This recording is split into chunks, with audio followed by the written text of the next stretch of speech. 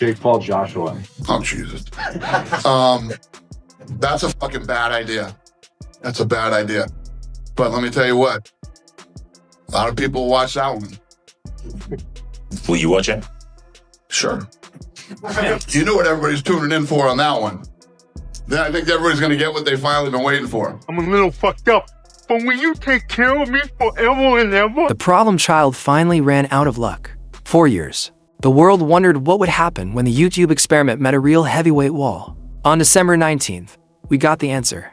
This wasn't just a loss. It was a bone-shattering reality check that left Jake Paul wired shut in a hospital bed. What's up, guys? Day after the fight. Got out of surgery a few hours ago. They put a plate in my jaw, wired it up. Hurts to talk, so I'm gonna keep it short.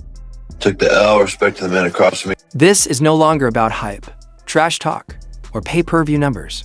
This is about a brutal lesson in knockout reality. And now UFC CEO Dana White has finally broken his silence, sending shockwaves through the combat sports world. Is the burnt bridge with my brother unfixable? I don't hate your brother. You guys need to fight guys your fucking same size. When you fought Floyd, you are massive. He did hit you with a fucking bomb and you fucking ate it. He's gonna fight Gervonta Davis. Who do you got? Gervonta, I think, hits way harder than Floyd, but he's too small. Your brother's gonna be able to get inside on him, put his weight on him, tie him up. I hear your critique on fighting guys the same size as you. Is that why you guys wouldn't let me fight Conor? Yeah, you're fucking huge. Conor weighs 145 pounds, 155 pounds. Yeah, but he says he could beat me. The 6th round was supposed to prove Jake Paul belonged. Instead, it ended the illusion. At the 131 mark, Anthony Joshua landed a right hand so clean it didn't just end the fight, it dismantled Paul's face. After surviving 5 rounds and multiple knockdowns, Jake finally hit a wall he couldn't talk his way through. Or Jake would have moved around the ring at 100 miles an hour. There's 2 things I would have done. Tried to shut Jake down at 100 miles an hour, or I would have gone on the back foot. So Jake decided to move around the ring, and I decided to put the pressure on. What I could have done better is a lot of things. 100%. In the fight game, you've seen the amazing fighters that have graced us over the last 100 years, and the expectations that we put on ourselves are immense, but I tried my best. Jake done well while it lasted, but if you remember what I said in the interview with Cameron is, fighting's not just physical, it's psychological. And when you understand the psychological warfare, I did say to you is that, Jake, what's gonna happen? I'm gonna see a time when I'm gonna take your soul and you're either gonna give up or you're gonna get knocked out. And unless you have that instinct, you just will never be a good fighter. So I wish that I could have knocked him out at the start. But as we saw tonight, Jake has spirit. He has some heart. He tried his best. And I take my hat off to him because, number one, a lot of fighters haven't got in the ring with me and Jake did. And secondly, even when he got knocked down, he kept on trying to get up.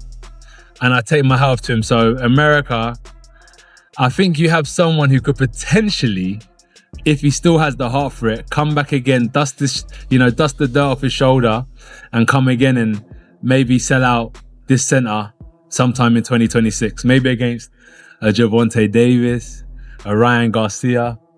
The aftermath turned into a horror story. Surgeons at Miami University Hospital inserted titanium plates on both sides of Jake's jaw. Several teeth were removed, and he's now stuck on a liquid diet.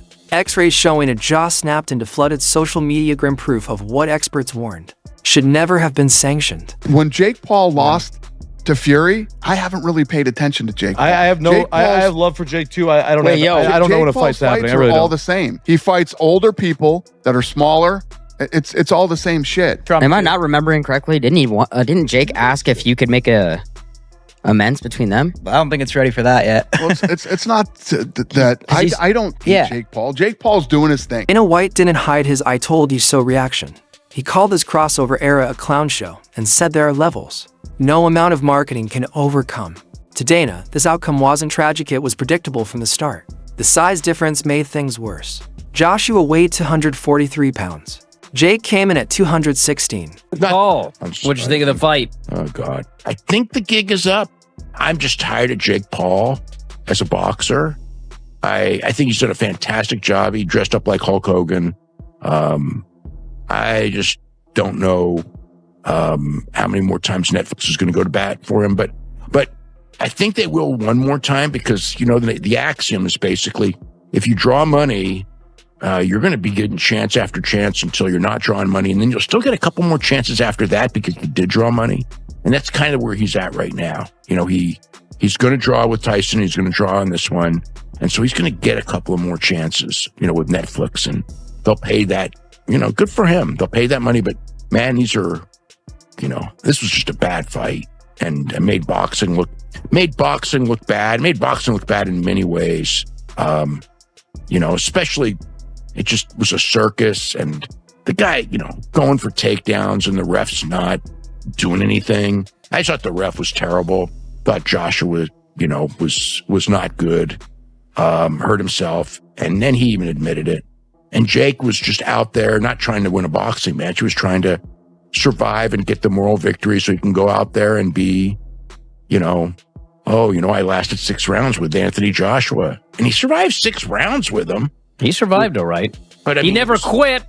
Like somebody I know. Analysts called it a Tom and Jerry situation, with Jake running and clinching just to survive.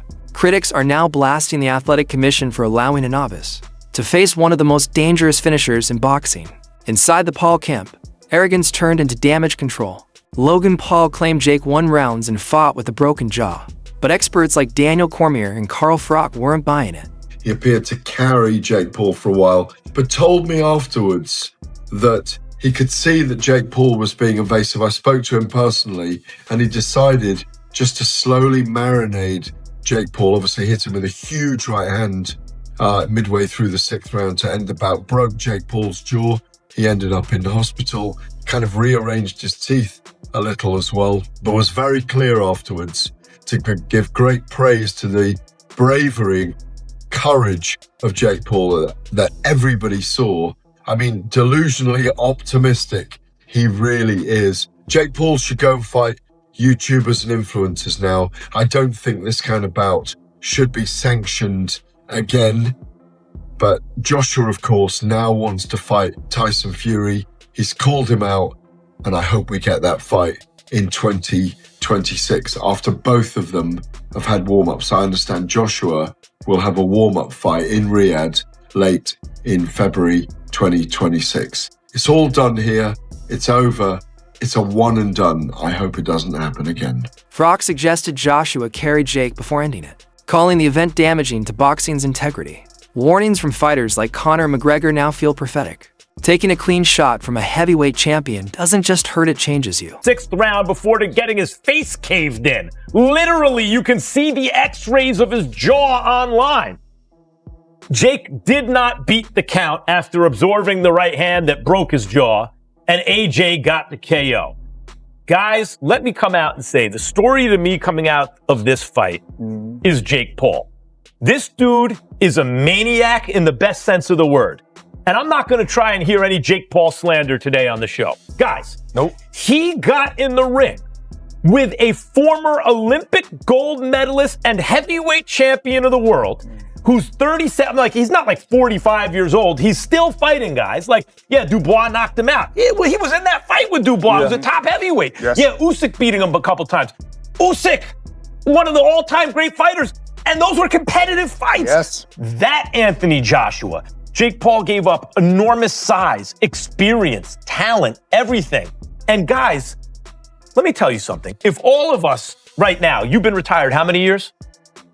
10, 12. 10 years? I don't think combined, including you, Malik, we get into the 6th round with Anthony Joshua. If Anthony Joshua is coming to hurt you, which he was, and Jake Paul was tackling his legs. He was trying to use takedowns. He was exhausted. Yes. He was running. Yeah. Are you joking? Right. No kidding. Yes. He's trying not to get killed. Yes. And by the way, I know it was a lot like William Skull and Canelo Alvarez, where Skull was kind of outlanding Canelo upstairs, but there was nothing on the shots.